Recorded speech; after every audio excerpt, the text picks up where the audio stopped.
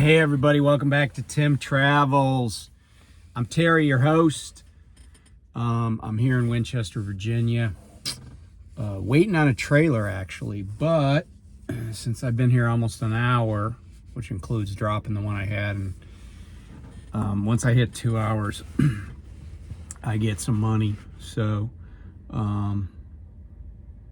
it's kind of a crapshoot how quickly they get these trailers unloaded, but today was not a good day.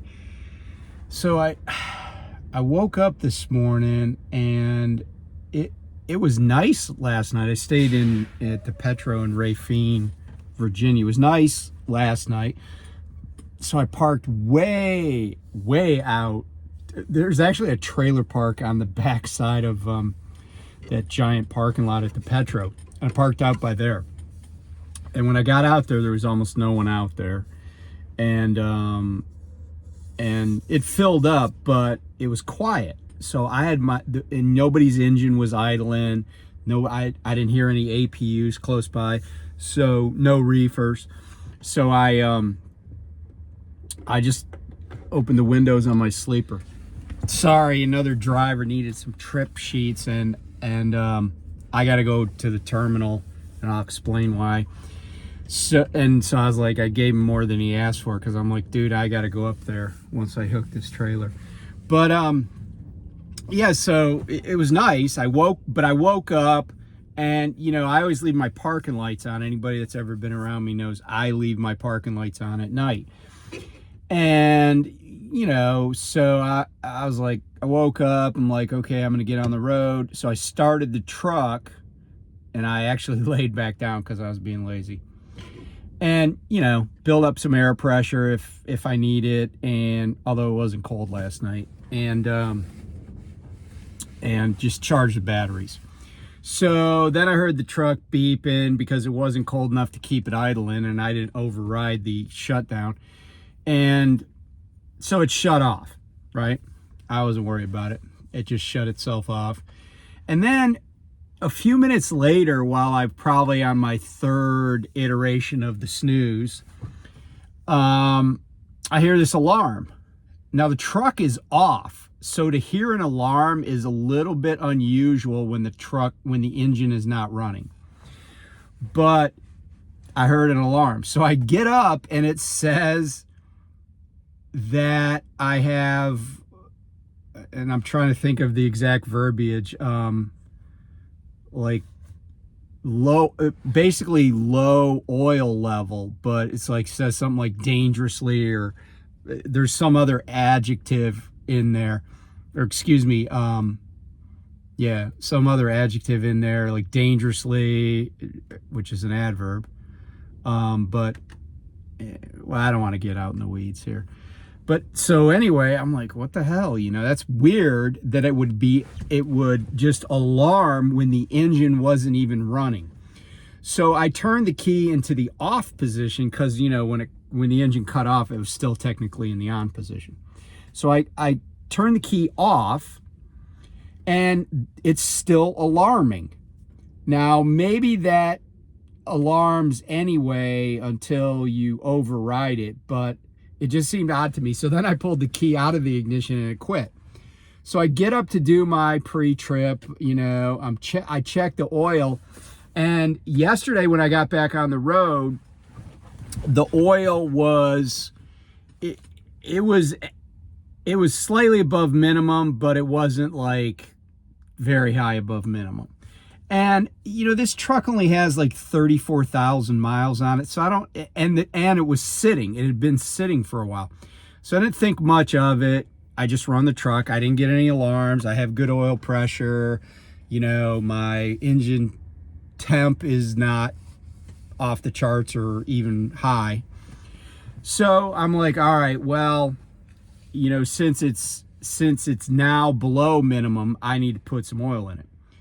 So my company is mired in the 1970s, and I have a great driver manager. In fact, I like my driver manager so much. He plays golf.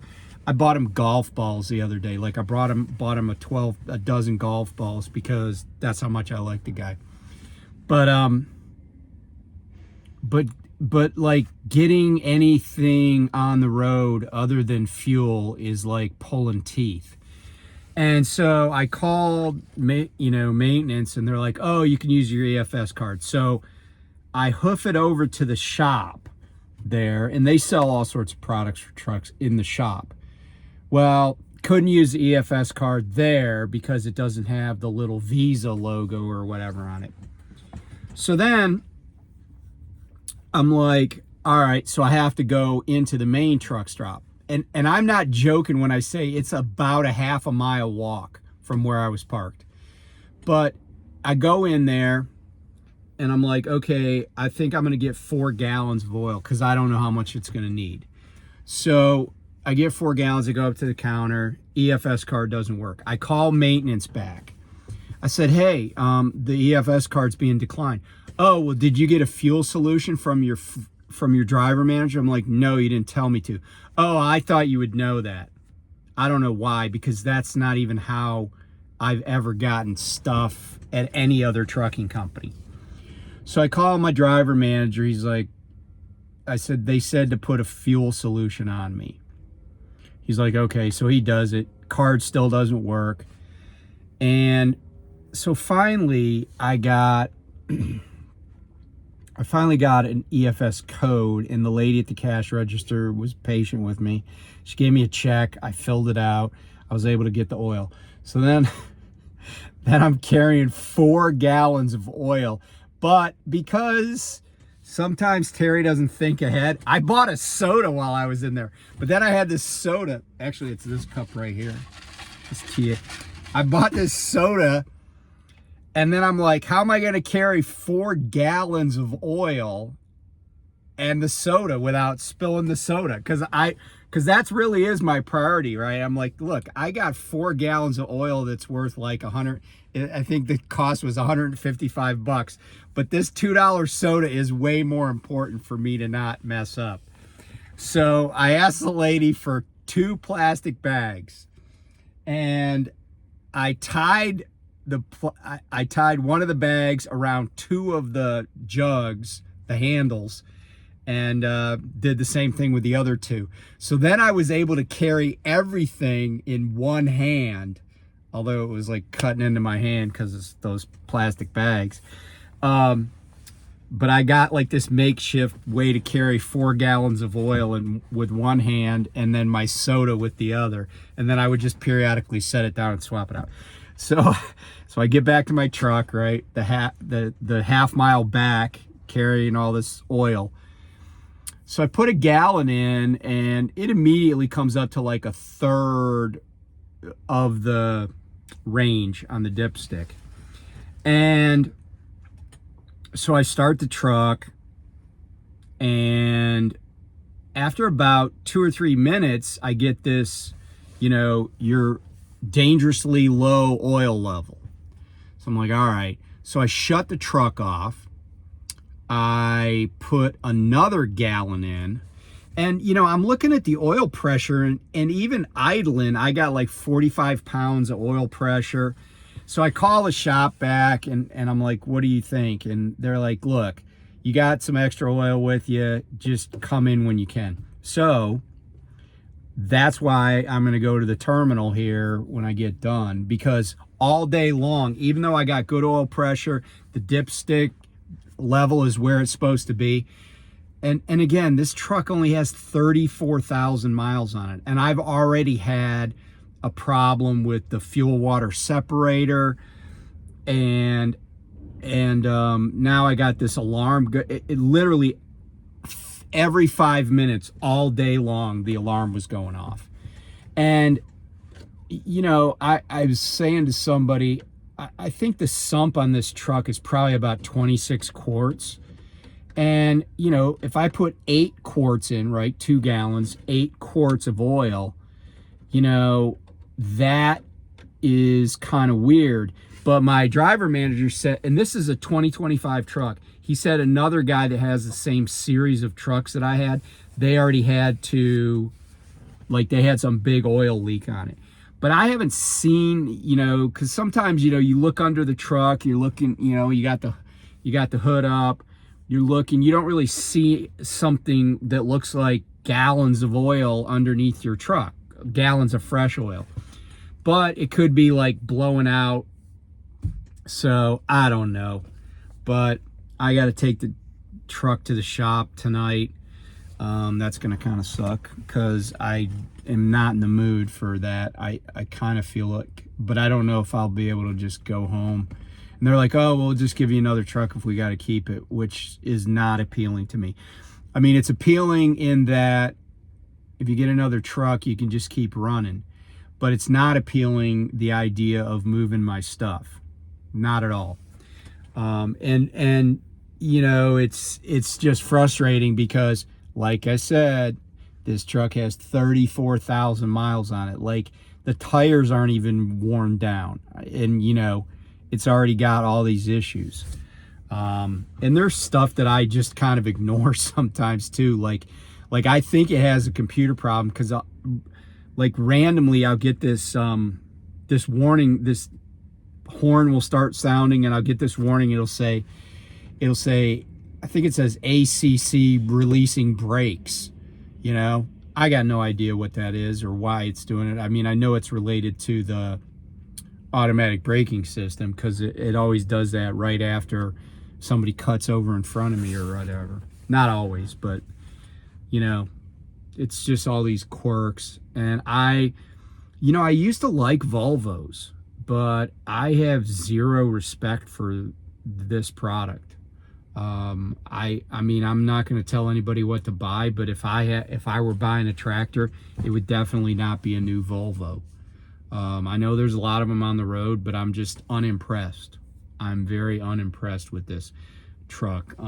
It's got a lot of features that I'm like, yeah, housewife must have decided that.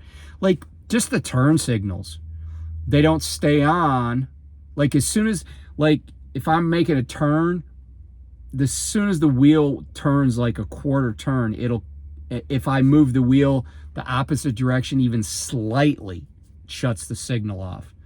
And if left to its own devices, it always shuts the signal off before you even have the trailer straight behind the truck. It's and that's just one little thing. But yeah, I am not a Volvo guy. I used to like them. I trained on them. I was telling my driver manager I trained on them. I used to like them, but not anymore.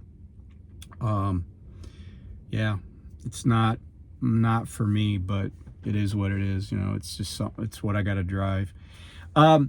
So I just read an article that's kind of alarming if you run into Florida and you haul Tropicana out of Florida. Tropicana, and I know they have two facilities in Florida that prime drivers go to. One's in Bradenton, the other's over in Fort Pierce. And Tropicana is very close to going into bankruptcy. And there's a lot of really crazy things. Like, so Tropicana, PepsiCo owned Tropicana for years, but they sold their majority stake to a private equity company. And, you know, oftentimes I badmouth private equity, but I don't really think private equity is the reason for all this. But the private equity fund that owns Tropicana infused them with $30 million recently. But as an analyst said, they're the lender of last resort, right? Like, if you hold equity in a company, you don't want to be pouring cash into it, debt into it. You want it to make money. And PepsiCo owns a minority stake in it, and they just wrote down the value of their stake by $135 million. So Pepsi does not think there's much value there. And I don't know what they still value their stake at. But I mean, think about it. If they're a minority holder, that means they own 49% of that company or less. And they wrote it down by $135 million. It's kind of shocking. And the other thing that's going on is that the market sucks for orange juice and the products based based in orange juice. But there's a company called Alico, Alico, that apparently was one of the biggest suppliers of oranges to Tropicana. And they recently said they are no longer going to operate in Florida at all because the environment is too hard for producing oranges. And it's a combination of weather and storms, but there's also this, what is called, I think it's called orange greening disease. And what it does is it infects orange trees, and those trees, over time, produce smaller oranges, less oranges, and eventually that greening disease kills the trees. And, consumers are not drinking orange juice like they used to. The price of orange juice has basically doubled in the past 4 years. And so, if you're a person who runs, let's say you live in Florida and you use Tropicana to get on the road, or let's say you're a person that runs into Florida because you like going down there and, you haul out of Tropicana out of there. It's not looking good. First of all, they're obviously they're not shipping as much as they used to. And it's not just consumers, right? Because Tropicana's prices have doubled, and they made the containers smaller, which pissed a lot of people off. And I think there's a lot of people that now get the fact that fruit juice, is not really healthy. Fruit is healthy, but fruit juice and it's been a long time. Is fruit juice better for you than beer? Maybe, but fruit juices generally are not healthy. It's not, and I don't want to get into the complicated part about fiber and all that stuff, but your body reacts differently to eating a piece of fruit than it does to drinking juice. Part of it's the digestive process and how the sugars in the fruit versus the sugars in the fruit juice are handled. But long story short, hauling Tropicana is not going to be a profitable, endeavor going forward, if it ever was. I know a lot of people, I know some people that called it poverty juice because the loads never paid well. I can't imagine it's going to get any better. And by the way, there's going to be some chucklehead that gets in here on the comments is like, oh, I got paid $7.80 a mile last week to haul Tropicana. And my response to that is, I don't care. I don't care, because the truth of the matter is, there's always somebody. I don't know if they're trolls, they're just trying to be trolls, or if they're just stupid. I don't get it. But every once in a while, no matter what I say, and I don't make this stuff up, right? I do some research, I get facts and figures, and there'll be somebody that's like, no. I do, I'll give you a perfect example. When I talked about what Trans Am pays their drivers, I didn't just, people were wanting to contradict me. I'm like, it's their website says this, right? I didn't make this shit up. I didn't just come up with a number. I went and did some research, and people were like, oh no, that's not what. Okay, well then tell Trans Am to fix their website. I don't know. That's the thing, right? If you can't count on what a company's website is presenting, then what can you count on, right, about that company? But anyway, and I say that in both good and bad. But anyway, if you're hauling Tropicana out of Florida, it's a way to get out of the state, right? I never, when I was at Prime and I had a choice of where I hauled, I never wanted to go to Florida. I would go to Florida periodically because we do have some family members, and I would stop and see them. But by and large, Florida was a no-go for me. Same with Texas, and I have different reasons, but a lot of them are the same. The loads don't pay that well, and part of the reason I think that's true for both Texas and Florida, is there's so many truckers in those states that they're driving the prices of loads down. You know, it's just supply and demand, right? Like when you go to a place that other truckers don't want to go, you're probably going to get paid more. That's why, you know, some meat load from, you know, someplace out in Nebraska to, you know, Lewiston, Maine, you know, at Walmart is going to pay better than the same load going to, you know, Palatka, Florida, or Lakeland, Florida. There's a reason for that. And again, there's going to be somebody that's, oh no, I got paid. I don't care. I don't care, because like an outlier doesn't establish a trend. We all know what the deal is, right? There's a reason why everybody talks about hauling Tropicana. And again, I think it's going to get worse, not better. So if the company even lasts, you know, that $30 million that was infused by the private equity folks, that's probably, for a company that size and for the assets they have, that's maybe 2 months worth of operating expenses, and, you know, making payroll and stuff. So anyway, if you're hauling Tropicana, somebody's going to be the last one, get the last load, but, you know, it might not be you. So anyway, be safe, and I'll talk to you soon. Bye.